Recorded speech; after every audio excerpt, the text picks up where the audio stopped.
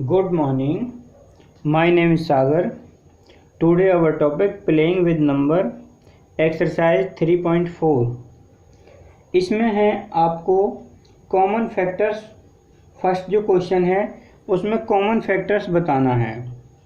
Common factors क्या है?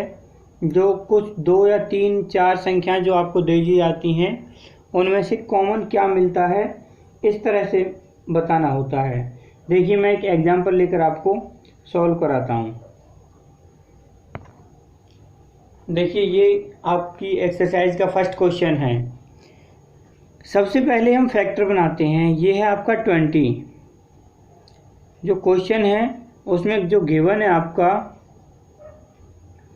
वो है 20 एंड 28। ठीक है, इस तरह से आपको गिवन है। अब इसमें सबसे पहले आप 20 के फैक्टर बनाते हैं, तो यहाँ पे ऐसे 1 2 3 इस तरह से काउंटिंग अपनी लगातार रखना, जिससे आपसे कोई फैक्टर छूटे नहीं और गलती नहीं हो। और किसी संख्या से डिवाइड नहीं होता है तो हम उस संख्या को छोड़ देते हैं। जैसे देखिए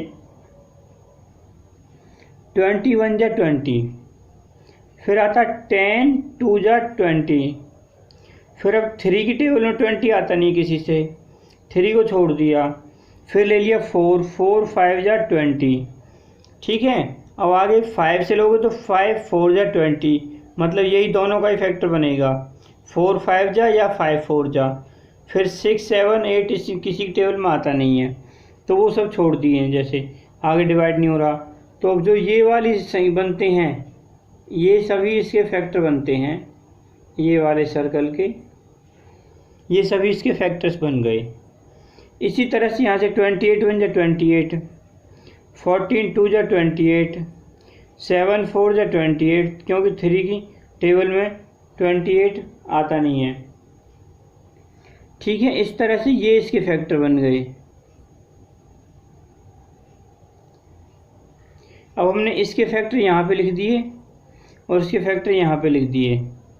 ठीक है, अब हम देखते हैं दोनों में कॉमन क्या। 1 मिलता है, 2 मिलता है, 4 मिलता है। तो आपको 1 2 4 कॉमन फैक्टर आ गया, 1 2 4 आंसर। ठीक है, इस तरह से आपका 1 2 4 आपको कॉमन फैक्टर मिलते हैं। ठीक है, अब अगर आपको 2 से ज़्यादा 3 संख्याएं दे दी जाएं, 4 दे दी जाएं, 5 दे दी जाएं, तो भी उनका यही सेम मेथड है। ऐसे ही सभी के फैक्टर्स बनाने हैं अलग अलग, फिर सभी में देखना है कि क्या कॉमन मिलता है। सभी के अंदर मिलना चाहिए, ऐसा नहीं है कि केवल 2 के अंदर पेयर बन जाए, 2 के अंदर मिल जाए बाकी नहीं मिले। जितनी भी संख्याएं दी जाती हैं सभी के अंदर, मतलब सभी के साथ इंक्लूड होना चाहिए वो डिजिट, उसी को हम कॉमन निकालते हैं। ठीक है, अब देखिए, अब ये कहता है नेक्स्ट जो थर्ड क्वेश्चन है इसका, फर्स्ट 3 कॉमन मल्टीपल्स। हमें जो क्वेश्चन दिया है वो दिया है 6 एंड 8। 6 एंड 8 हमें दे रखा है। दूसरी संख्या है 8। अब इन दोनों के कॉमन मल्टीपल फैक्टर्स बताने हैं। 2 तरीके से कर सकते हो, दोनों की टेबल पढ़ते चले जाइए और जो जो कॉमन मिलते चले जाएं वो सिलेक्ट कर सकते हो। दूसरा ये है, पहले इनका एलसीएम निकालिए। ठीक है, जैसे 2 से 2 3 जा 2 4 जा, फिर 2 से 3 डिवाइड नहीं होता ऐसे लिख दिया, 4 2 2 जा 4, फिर ऐसे, फिर यहाँ 2 से 3 डिवाइड नहीं होता, 2 1 जा 2, फिर अब ये 1 रह गया 3, तो 3 1 जा 3। ठीक है, अब जो ये वाली संख्याएं आती हैं इन सब को ले लीजिए, 2 × 2 × 2 × 3, इसे बोलते हैं हम एलसीएम। 2 2 जा 4, 2 जा 8, 3 जा 24, 24 आ गया इनका कॉमन मल्टीपल। ठीक है, अब हमें लेने हैं 3 कॉमन मल्टीपल। तो यहाँ पे ऐसे कॉमन मल्टीपल कॉमन मल्टीपल्स जो है 24 है। अब 24 को ही जितने बार पूछा जाएगा जैसे उतने बार मल्टीप्लाई करते चले जाएंगे। पहला मल्टीपल ये हो गया, फिर दूसरा हो जाएगा 48, इसको 2 से मल्टीप्लाई कर दिया। तीसरा हो जाएगा 72, इसको 3 से मल्टीप्लाई कर दिया।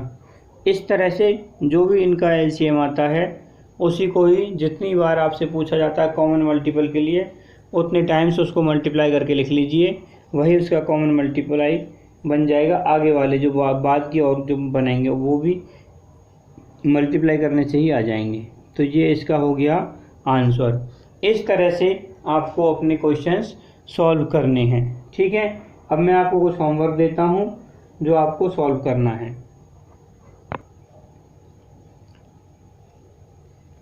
ये आपके क्वेश्चंस हैं जो आपको सॉल्व करने हैं।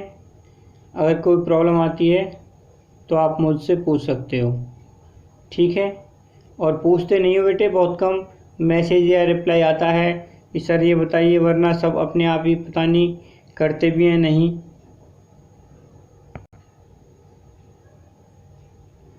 बाकी नेक्स्ट क्वेश्चन जो ये हैं आपके सामने, ठीक है, ये सभी क्वेश्चंस आपको करने हैं और आपको कोई प्रॉब्लम आए तो आप मुझसे पूछ सकते हो।